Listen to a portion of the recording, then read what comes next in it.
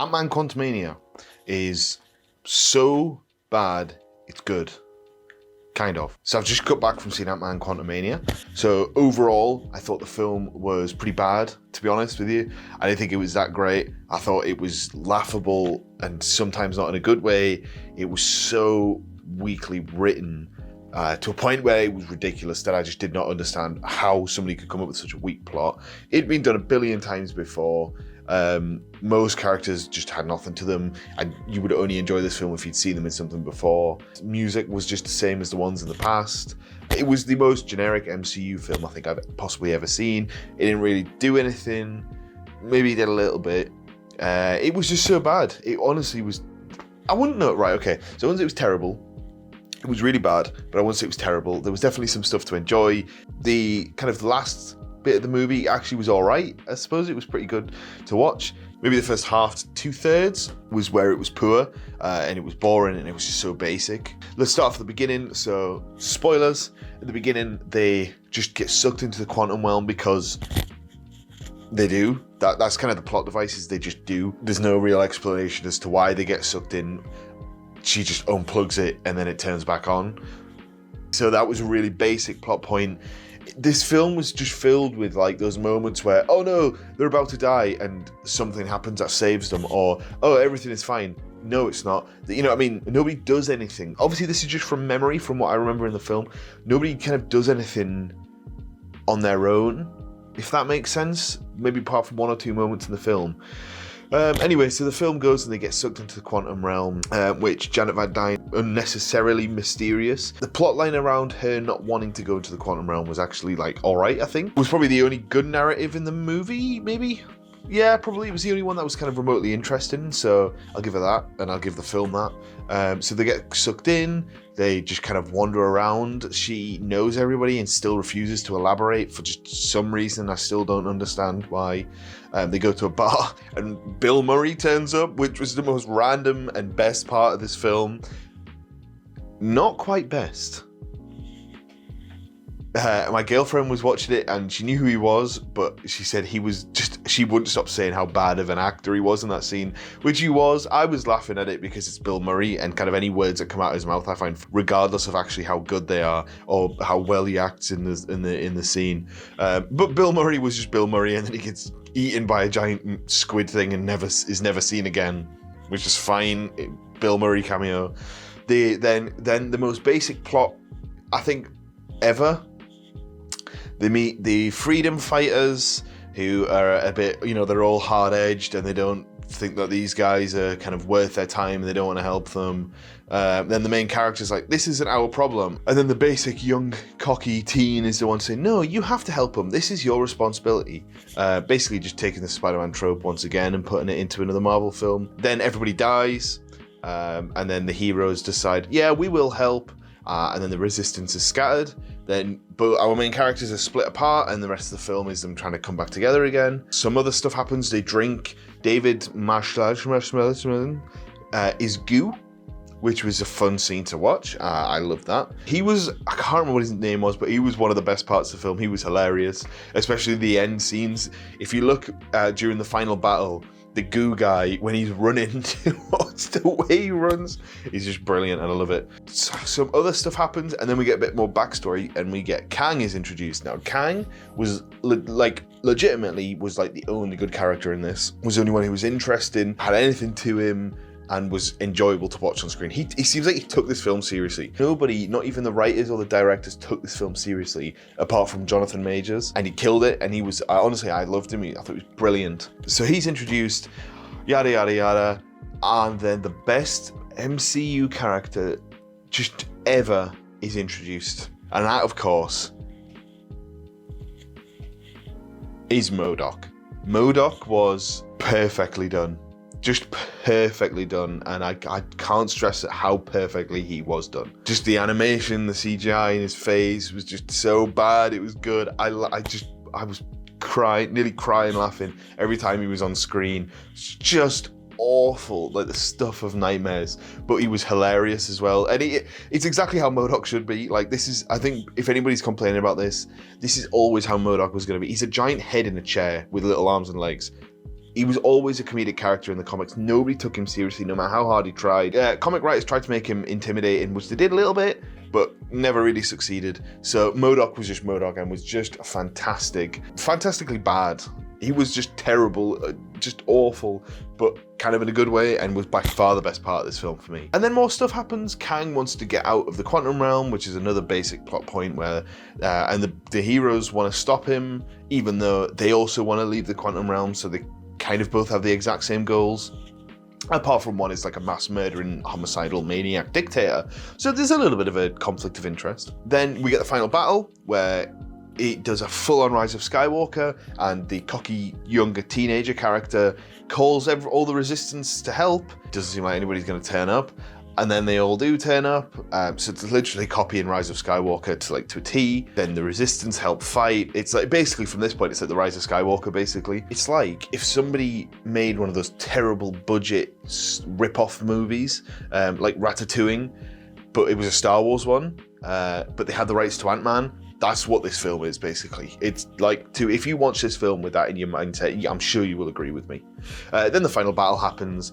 The heroes fight Kang. Obviously, he kind of comes down and kills people, but a bit underwhelmingly. He's supposed to be this guy who's like killed Thor and just kind of a couple of people. I mean, he does just kind of mow them down mercilessly, but I was expecting a little bit more. Then the heroes fight him, get their butts kicked, and then he gets eaten alive by ants. And MODOK, for no reason, comes out of nowhere, sacrifices himself. Literally in the last scene is his turning point. He's literally in like 2-3 other major scenes before this, where he's abused once by Kang, and then in one scene where he's told to not be a dick, that's when he changes his mind and decides, yeah, I'm gonna just blow myself up just to kill this guy who's supposedly tormented me my entire life, although we only see it once, so it's not that believable. Proclaims he is Darren, he is not a dick, and then explodes and is dead. That was a brilliant introduction / death for MODOK in his first film. I'm so disappointed by it, but I think they will bring him back. They have to bring him back because he was just so perfect. So you think that Kang is killed by loads of smart ants, which honestly, I nearly screamed, and I thought, oh my god, there's no way that this is real. But then he comes back, and then actually probably the best scene in the film, he has this really bloody fist fight with Ant-Man in his kind of tower. And that bit, to be honest, was brilliant. They really just slug it out, and it was really brutal, to be honest, considering the entire tone of this film was just so like kid-friendly. This really brutal fight at the end. Yeah, so Ant-Man is about to die, Kang is about to jump through this portal into Earth, and then the WASP comes through and just kills him. And shoots him into his orb thing, which blows up and he supposedly dies. And that's it. Then the film's over, basically. That's it. And to be honest, I actually did quite like it, where he's doubting whether they actually did kill Kang. So I actually did quite like that. I thought that was pretty cool. He's doubting that, did it actually work? So moving on, that was the plot of the film. This whole film was like just a long short film, or like a long teaser for another movie, if that makes sense. Honestly, I came out of it and it felt like 2 minutes. So this whole film kind of revolved in the quantum realm, so there's no stakes to Earth itself. And I thought that was quite cool. It was actually kind of fresh, but there was no like, we need to save this world. It was, we need to save ourselves kind of thing. It did try and help the people a little bit, but it was just, the whole film was about them saving themselves, which I suppose was new. You don't really get that, I guess. But it just wasn't executed well. It's just a bit sloppy. It was just quick, like they'd kind of come up with this film in about 10 minutes in a writer's room and said, right, let's do it. Yeah, that's exactly, to be honest, that's the best way to sum this film up. So overall, this film was just so bad, but probably the best film in the MCU. Like, I'd definitely watch it again because of how funny MODOK was. Honestly, he was the only reason I'd ever watch this film again. He was just incredible. Every scene he just kills it and is so funny. Whether he's trying to be or not, it's just hilarious. Like, every scene he has his mask down, I still was nearly laughing because I knew what was under that mask. I knew what was coming. So overall, it's just an MCU film. There's nothing more to it. It's just another MCU film. It's a kind of a clever way of introducing Kang that isn't like Thanos, basically. I think they didn't want to repeat the constant post-credit scene introduction of Thanos, and I think they wanted to do something a little bit different where they kind of used the variants to set up the idea of him, and then use this lesser film to establish him before he's a big threat. I thought that was, I suppose that's actually a good way of going about it. It just felt rushed and just so kind of hollow. But like Ant-Man, there was no real kind of personal conflict for him that I can remember. Cassie was just so 2D. There was nothing in it for her other than just like, I'm the cocky teenager and I've got to keep things straight. That was it. Wasp was like, she barely did anything in this film apart from, like I said, the end bit. She kind of had this nice romantic moment with Scott, but she wasn't built up to at all throughout this film. Not at all. Hank Pym was actually pretty good. I quite liked him. He was quite funny, and I loved the bit at the end where he kind of like was the Ant-Man, where he called all the ants, and I thought that was quite cool. I did like that. I just kind of wish he'd had his own suit, Ant-Man suit maybe. Janet Van Dyne, she didn't really do anything but drove the plot, if that makes sense. Like, she kind of was held hostage most of the film, and the plot was based around her. She didn't really do anything to kind of advance the plot and didn't really get an arc. Overall, I say, if you watch the other MCU films, just go watch this one. But if you've not seen any of them and you want to laugh, then I'd go see it. But if you don't want to laugh and you've not seen the others, I wouldn't waste your money on it, to be honest. Overall, I'd give it like a 4 out of 10, maybe a 5 just because of MODOK. This is Kira. Everybody be nice to Kira. We both went to see Ant-Man. Kira has seen how many Marvel films? I think that's the 3rd. So she's not seen like any of the Marvel films, basically. But what did you think of it? It wasn't very good, was it? No, I wasn't that keen on going to see it, to be fair. I didn't know that. I don't mind. It was okay. Like, I could sit through it. It was just a bit stupid. Like, obviously, a lot of Marvel films are pretty serious. They have humour in them, but I mean, I can't really say anything because I don't watch them. But like from watching Spider-Man and what was it called? Doctor Strange. They were quite serious, whereas this one it was like dad humour. So like the man with the big head, I don't know what it's called. No. Him? No. Behind you? He wasn't called MODOK, was he? Yeah, that was MODOK. I thought that was the... No, that was Kang. Oh. See, that's how bad a film it was. She couldn't figure out who people's names were. No, I'm just not good at that stuff. Anyways, it was watchable, but for a 10-year-old, not for a 20-year-old. But I don't know. Just some of the jokes were just. They weren't even jokes. The funny parts of it were the stupid parts. Like yeah, MODOK. yeah. That was what made it funny. When you saw MODOK's tiny butt, yeah. that bit was quite funny because obviously there weren't very many people in the cinema either. It was only us and like people above us. There was us two and 2 other people. Yeah, yeah. And I suppose it came out like 10 days ago. So yeah, there's not I mean, really I don't know what I'm hype relating that to, but not many people. There was silence and then all of a sudden laughter. I didn't even think they were laughing. I think it was just us two. But it was just what I didn't get is that it was so serious, and then all of a sudden a joke would just come and ruin the seriousness, which it didn't necessarily ruin it, but you're like, oh, this is a really serious film.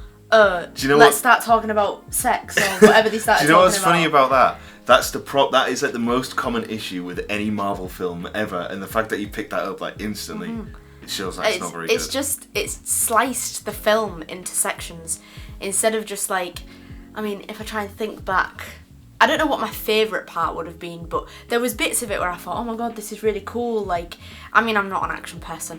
I don't get it. I don't understand it. All the CGI and stuff just isn't my thing. I like real life documentary, totally different to what Josh likes. So going to see a film that was set in the furthest thing from Earth was probably not a good idea. For the bits that I did like, yes, they were good, but then they were ruined by silly jokes. I said to Josh in the middle of the film, who would sit there and think of this? But that's exactly how he was in the comics. Yeah, but why? Who sat when they were making the comics and think, oh yeah, I'm going to make a man with a really big head? I don't think you should go see any more Marvel films. No. So, I don't want to go see him anyway, so you just drag me along. What would you score it then, out of 10? I think I said a 5. Probably, I mean, I don't watch many films, so probably like a 6. Really? Yeah, because it wasn't. You just slayed it. Yeah, I know, but it wasn't like, for a Marvel film, I think it was bad. But for a film, I don't actually think it was. It was watchable. Bye. What do you think of Ant-Man Quantumania? Let me know below. I want to know if you agree. If you agree, like it, and if you disagree, feel free to dislike the video. You know, it's fair game. You could do what you want. Thanks all for watching.